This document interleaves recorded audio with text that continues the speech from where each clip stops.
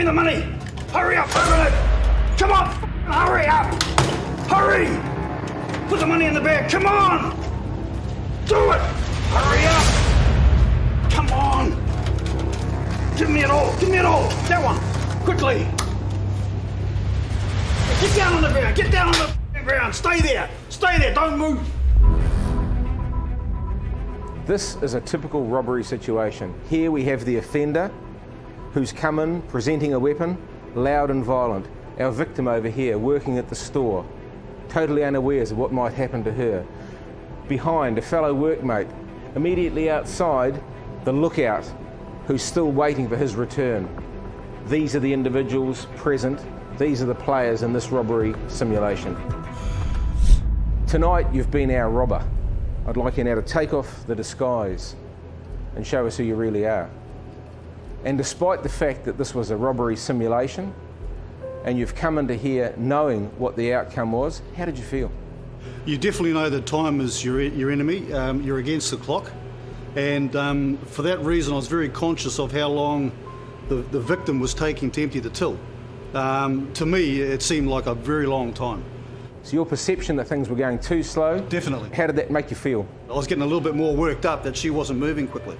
Having been a police officer, having handled dangerous situations, you still felt that need to get urgency, which could easily lead in a robbery to violence? Most definitely. I wanted to try and convey that sense of urgency to the victim. So the number one thing you wanted when you came in? I had to have complete control over everybody in the shop. And I was very conscious of movement in the shop, which is why I detected this guy coming out. Can you tell me how it felt when he came in and he robbed you just now? I was quite shocked, and to be perfectly honest, I just didn't think I could move quickly enough. I was terrified. And all of your responses are natural, normal reactions to a really abnormal event. Can you remember anything about him at all? Can you tell me what he looked like? He was a biggish guy. He had a hoodie on and he wore sunglasses. The bag that he gave me was red with some white writing on it. Did he have a weapon? It was a handgun. I honestly don't remember. How did you feel when he came in here and he pointed the gun at you? My heart was racing. I couldn't catch my breath. I was so terrified. Was there relief when he got you to get on the floor and get out of the way? Even though I was down there and I was still absolutely terrified and I was so afraid, when I heard the door close, it's just this wave of relief that rushed over me and I thought, oh my goodness, thank God this is over. All of the things that a person can do to make themselves safe during a robbery are all covered in one simple mnemonic: co-op. Co-op is about understanding how you may respond and how your body reacts and how you should best behave to stay safe. Co-op stands for calm yourself, obey the robber's orders, observe only when safe to do so, and to preserve life and evidence. How you can best remain calm. Controlled breathing is absolutely vital during a robbery event, and the main reason for that is that you will have experienced a massive increase in heart rate. So taking one deep breath as soon as you identify what the event is absolutely vitally important. Holding that breath for up to 4 or 5 seconds and then letting it go has a number of different impacts for you. One of those impacts is that it seeks to return oxygenated blood to the brain, which has been affected because cortisol has been released in the body, which is a blood thickener. Because the massive rush of adrenaline through your body has meant that blood has already drained away from the brain to go to your major muscle groups to make you stronger and faster. So all of the things that would help you survive in the wild are likely to get you in trouble during an event like a robbery. So one deep breath and then seeking to control your breathing throughout that event, being conscious of your breathing. If you don't do that, if it isn't done, you're likely to be breathing from the very top fraction of your lungs, almost panting or out of breath. So controlled breathing is a critical focus. It returns oxygenated blood to the brain to help us to think more clearly and make critical decisions. The second key aspect of seeking to remain calm during a robbery confrontation is what you tell yourself. We are hardwired to think negatively. This is not the time to do that. Is there a difference between telling yourself to stay calm or not to panic? Absolutely. Such a thought as, don't panic, is a bit like me saying to anyone now, don't think of the colour red. Tragically, Our subconscious can only take us towards a thought and not away from one. And so accordingly, the number one thing that we want people to say to themselves, we want you to say to yourself during an event like a robbery is, stay calm, be calm, do what he says. I'm still going to be scared, that will still happen. But if I can simply follow the instructions and do as I'm told, quickly and efficiently, knowing that they just want the money and they're going to go, and I can follow those instructions regardless of how scared I am, get the money out of the safe, get it out of the cash drawer and let them take it from the counter. At that point, how do I feel? It could all be over soon. Hopefully they're going to be gone. How does the robber feel? He's getting what he wants. He's got the reward. He's going to get the easy escape. How do the rest of the people feel? They're on the floor, sucking up the carpet. But they don't have to interfere because it's actually happening. It's working. It's not out of control. The second part of co-op is to obey. How do we do this? Firstly, we must listen to what we're being told by the robber or the robbers. Listen carefully.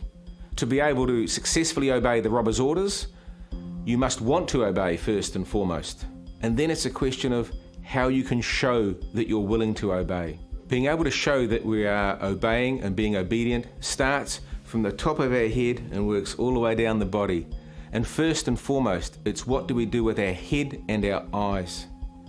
If I simply lift up my chin like that, that's a very bad signal to the robber that I want to challenge him. So in terms of what we do with our eyes and our head, fundamentally, we should be showing compliance by simply just dropping the chin, just a fraction, just a little bit like that, not challenging. The eyes are the gateway to the soul. Direct eye contact is a threat and a challenge to the offender. We must, in the first instance, when we're told not to look, you can guarantee that's exactly what we'll do. But thereafter, we should simply drop the eyes down. That's showing compliance, it's showing passivity, it's giving control to the robber, which is what we want. So drop the eyes down and seek to avoid direct eye contact from that time on throughout the event, however long it takes. Let's look at the rest of the body. Vitally important, what we do with our hands. We must keep them open and in view at all times. If I'm asked to put my hands up, that would look much like this. If I'm not, I can simply open them up and turn them in front of my body like this. Having open palms and hands in view show the offender that I don't have a weapon and that I'm not activating an alarm. So hands open and in view at all times. The next part of obeying a robber successfully is when should you communicate? There are some really key rules to think about here. The first of those is, if you're asked a question, you must respond honestly. This is not a time to tell lies or your body language will give you away. So if you're asked a question, respond honestly, tell the truth. There is one other time you may have to speak to an offender though, and that is when you have to explain your actions. For example, if you have to put your hands under the counter to get the keys to open the safe, or put your hands in your pocket to get such keys or something else, before you put your hands out of view, explain what you're doing, because otherwise that could lead to a really adverse reaction from the offender. Where you can't do what the offender asks you to do, for example, I can't access the safe because I don't have the key, I'm not the manager, it's not good enough just to say, I can't. Will he interpret that as I can't, or will he interpret it as I won't? So in that unique situation, our recommendation is that you would say, I can't open the safe, but you can have the money in my cash drawer. In other words, we offer him an alternative. We already know what access we've got to cash or other valuables in our store. Psychologically, I'm on his team if I want to stay safe. A lot of times when police officers are investigating events like robberies, the witnesses give them information which is completely wrong. This is simply because they were unable to remain objective and calm, but also because they had no system to be able to gather information quickly and efficiently, to process it, and then to recall it and record it later. So a very simple concept that we offer is called photographs. And it's a methodology of accessing information only when it's safe to do so during an event like a robbery. So if you're in direct confrontation with the robber and he's looking at me, I know I'm not looking at his eyes, but I may get to see the bag, I may get to see what he's doing with his hands, therefore I see if he has gloves or not. But I take in small segments of information about the size of a small photograph, about A6 size, a little photo of what I see.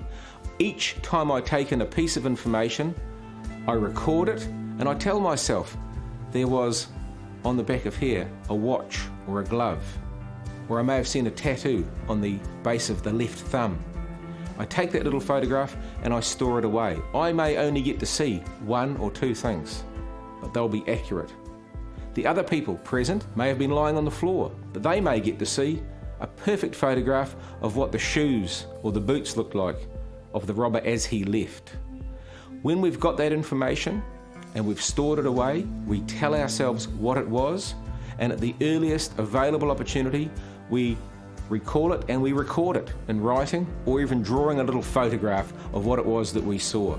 Remember, when you take in information about offenders, it's only when it's absolutely safe to do so. No eye contact, just that glance when it's safe. Lock away that photograph, only what you've been allowed to see. The final letter in our mnemonic co-op is preserve life and evidence. Let's look at the first part of that, preserving life. Vitally important. What we must do immediately after the offenders have gone is to lock the doors and notify the police. This does two things. Locking the doors, securing the premises, means the offenders are less likely to come back in, and it means customers or other witnesses are less likely to run out and put themselves in immediate danger. So looking after the people starts with securing the premises, ringing the police immediately and telling them we've just had an armed robbery. Then let's look at the people. How do we preserve life? First and foremost, look, has anyone been hurt? If anyone has been hurt or people are showing signs of going into shock, we notify the police who are still on the line that we need an ambulance now. What do we do with the people? Well, preferably, we ask them all to remain until the police get there, and we take them somewhere away from where the robbery has actually occurred. We ask them not to talk about what they saw, but we encourage them to talk about how they feel. Why don't we ask them to talk about what they've seen? Because that can distort their perception. They could be guided by the person with the most dominant personality, but in fact who saw the least. So we can get them to think about what they want to record, and before the police even get there, if we've got forms available, such as the photograph forms, we can provide them to them and they can start making some notes. Now, some of the people may well say, I can't wait for the police to get here, I need to leave. In that case, we should be seeking to get their name and a contact number at the least before they leave, and that's passed on to the police when they arrive. Ideally, you should have at your premises a kit, post-robbery event kit, that you can refer to immediately to guide you through each of these steps to do the things you need to do to look after the people and the premises quickly and efficiently. The next thing in terms of looking after the event after a robbery is looking after the evidence. Preserve the evidence. What is evidence? It's anything which could support or infer the commission of the offence. It can include such things as the verbal testimony given by the witnesses who saw what occurred. It can be something that's physical, left behind by the offenders. Something that was touched, which shows fingerprints. It could be the CCTV footage. Suspicious behaviour is really whatever makes you feel suspicious. Trust your gut instinct. It could be the vehicle parked outside or the one that returns every 3 or 5 minutes. Be aware of what people are wearing when they are near or come into your premises. Is it a hot summer's day and they're wearing a large overcoat? If a person is dressed in such a way, they can easily defeat your camera systems by having cap pulled down over their eyes or dark sunglasses on. When you become suspicious about an individual, greet them now. Give them eye contact. Speak to them as if they're your greatest customer or potential customer. If they were going to commit a crime at your store, they just may not as a result of that direct approach. All of the things that a person can do to make themselves safe during a robbery are all covered in one simple mnemonic: co-op. Calm yourself is vitally important. It's understanding all of the physiological responses that you're likely to experience during a robbery and how you can be in the best possible state, and that state clearly is to be as calm and as objective as you possibly can so that you can think under that sort of pressure. Obey is obey the robber's orders. It means complete compliance, doing as you're told, and to do that you have to listen carefully to what the robbers are telling you. Observe only when safe to do so, And we teach a simple system called photographs to enable people to be able to take in snippets of information if it's available to them. The P is for preserve, life and evidence. Looking after themselves, looking after other people present during the robbery, and to preserve the scene, freeze the scene until the police get there, so that if there is evidence available, it can be secured in order to try and identify the offenders later.